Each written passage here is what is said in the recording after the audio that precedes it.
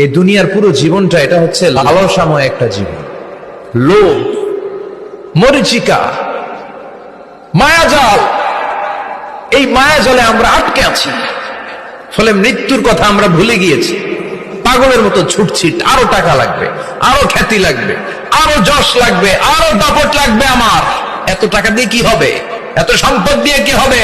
এত ব্যস্ততা দিয়ে কি হবে তোমার? স্টপ, থামুন, অনেক হয়েছে। আম্মা